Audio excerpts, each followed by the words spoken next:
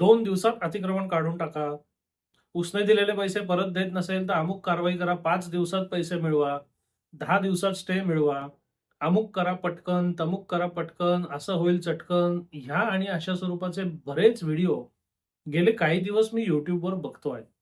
आणि आपल्यापैकी काही लोकांनी असे व्हिडिओ माझ्यापर्यंत पाठवून त्याच्यावर माझा अभिप्राय सुद्धा मागितला होता.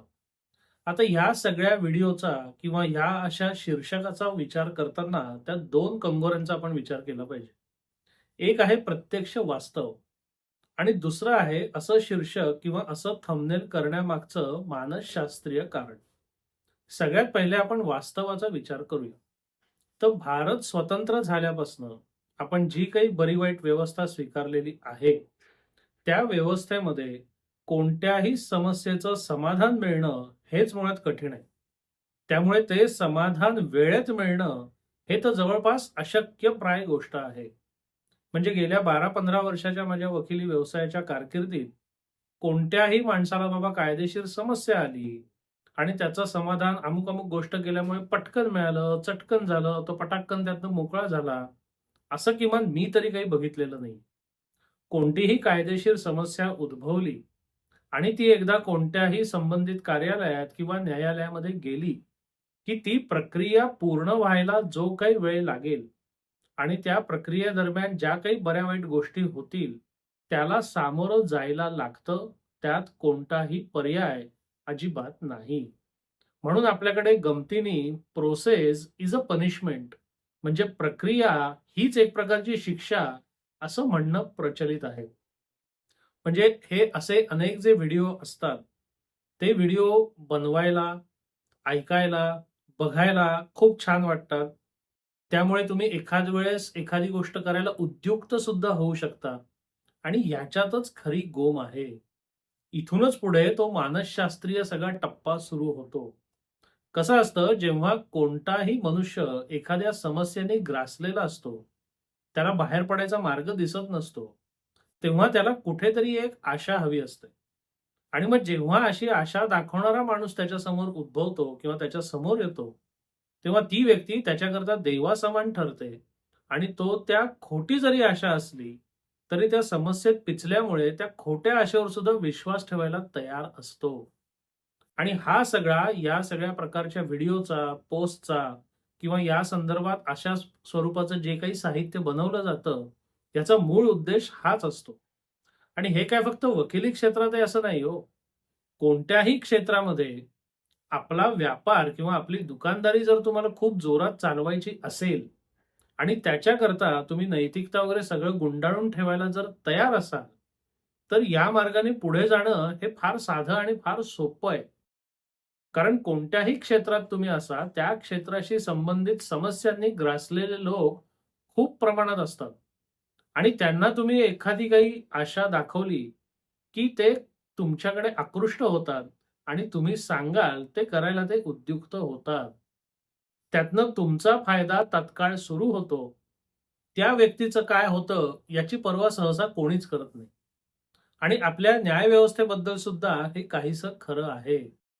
म्हणजे अगदी तालुका न्यायालयापासून ते सर्वोच्च न्यायालयापर्यंत या सगळ्या फेऱ्यामध्ये विविध कारणास्तव अडकलेले जे लोक आहेत, ते त्रासून गेलेले असतात. काहीतरी व्हावं आणि यातनं सुटका मिळावी, काहीतरी व्हावं आणि हे प्रकरण संपावं, अशा मताचे बहुसंख्य लोक असतात. मग हे न्यायालयात जायच्या आधी सुद्धा हीच परिस्थिती असते, न्यायालयात गेल्यावर सुद्धा हीच परिस्थिती असते. आणि या प्रकारचा त्रास ज्या माणसाला भोगायला लागत असतो, त्याला खोटी आशा दाखवून आपल्याकडे आकृष्ट करणं आणि आपण सांगू तसं करायला उद्युक्त करणं, हे फार सोपं आहे. आणि हा अनादी काळापासून चालत आलेला सापळा आहे, यात नवीन काही नाहीये. कारण आपण कितीही जरी म्हणत असलो, की खोट्या अफवांवर तुम्ही विश्वास ठेवू नका किंवा कोणीतरी काहीतरी आकर्षक सांगतं त्याच्यावर लगेच विश्वास ठेवू नका. हे सांगणं जरी योग्य असलं, तरी जेव्हा मनुष्य प्रत्यक्ष त्या त्रासामध्ये असतो, त्या समस्येमध्ये असतो, तेव्हा त्याचा तर्क म्हणा, त्याची सारासार बुद्धी म्हणा, ही त्याची साथ सोडायच्या बेतात असते. किंबहुना त्याची साथ कधीच सुटलेली असते. आणि ज्या माणसाची सारासार विचार आणि तर्क याची साथ सुटलेली आहे, त्या माणसाला काहीतरी लालूच दाखवून, काहीतरी आशा दाखवून घुमवणं, फिरवणं, आपल्या कच्छापी लावणं, त्याच्याकडनं आपला भरघोस सगळ्या स्वरूपाचा फायदा करून घेणं, हे फार सोपं आहे. आणि पूर्वी तरी कसं होतं, की हे सगळं करण्याकरता सुद्धा लोकांपर्यंत पोहोचणं कठीण होतं. पण आता हे जे समाज माध्यमं आहेत, इंटरनेट आहे, सोशल मीडिया आहे, YouTube, Facebook, Instagram अजून किती प्रकारची जी माध्यमं आहेत, त्यांनी तुम्ही एका कोपऱ्यात बसून बहुसंख्य लोकांपर्यंत सहज पोहोचू शकता. ही जी पोहोचायची शक्ती आहे ना, ती काही वाईट नाहीये. पण ती पोहोचायची शक्ती तुम्ही कशी वापरता, ह्याच्यात सगळी खरी गोम आहे. कारण जसं म्हणतात, जर तुम्ही योग्य वापर केला, तर आग किंवा वीज या शक्ती म्हणून काही वाईट नाहीयेत.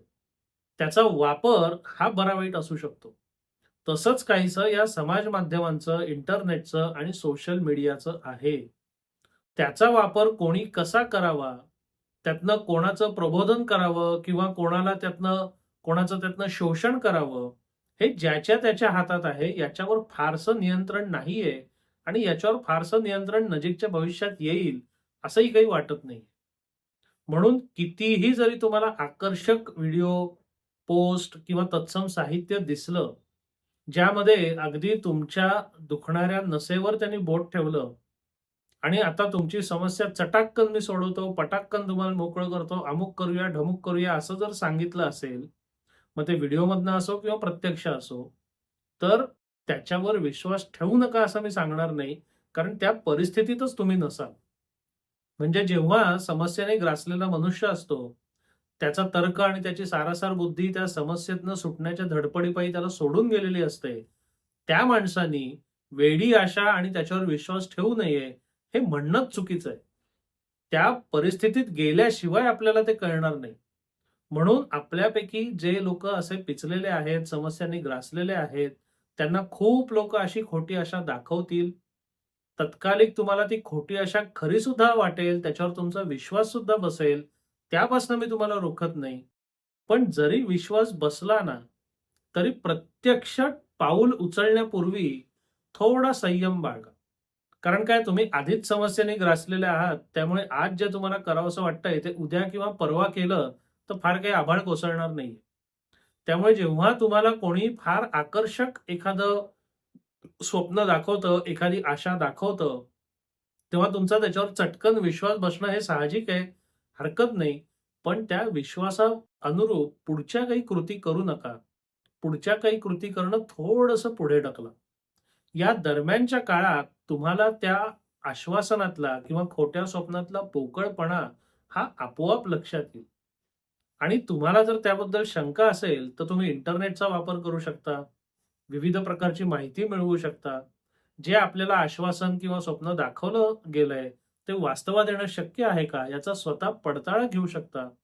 पण याच्याकरता तुम्हाला दाखवली गेलेली खोटी आशा आणि त्या आशेच्या अनुषंगाने तुम्ही केलेली कृती, याच्यामध्ये काही कालावधी असणं गरजेचं आहे. कारण तुम्हाला खोटी आशा दाखवली, तुम्हाला काहीतरी करायला उद्युक्त केलं, तुमच्या भावना उचंबळून आल्या, की तुम्ही लगेच काहीतरी करणार, ही दाट शक्यता आहे आणि हा सगळा खेळ त्याच्याकरताच रचला गेलेला आहे. तर शक्य झालं, तर या अशा सापळ्यामध्ये कृपया अडकू नका. शक्यतो या सगळ्या खोट्या आशा आणि आश्वासनांनी तुम्ही जे भुलता, त्यात तुमची काही चूक नाही हे मला कबूल आहे. पण एका चुकीमधनं अनेक चुकांची जी मालिका सुरू होणार आहे, ती आपल्याला रोखणं गरजेचं आहे. आणि त्याच्याकरता थोडासा पॉज, थोडासा कालावधी आपल्याला गरजेचा आहे. तो तुम्ही जर दिलात, तर तुम्ही या सापळ्यापासून सहज वाचू शकता. आता जे लोक हे सगळं करतात, त्यांच्याबद्दल आपण काही बोलण्यात अर्थच नाही. कारण त्यांना जे करायचंय ते लोक करत राहणार. त्यांना रोखायचा किमान आज तरी आपल्याकडे किंवा माझ्याकडे काहीही मार्ग नाही. पण सापळा रचणारे जे लोक आहेत आणि तो सापळा ज्यांच्याकरता रचला जातोय, त्या लोकांना सावध करणं एवढंच माझ्या हातात आहे. आणि तेवढंच करणं हा या छोट्याशा व्हिडिओचा उद्देश होता.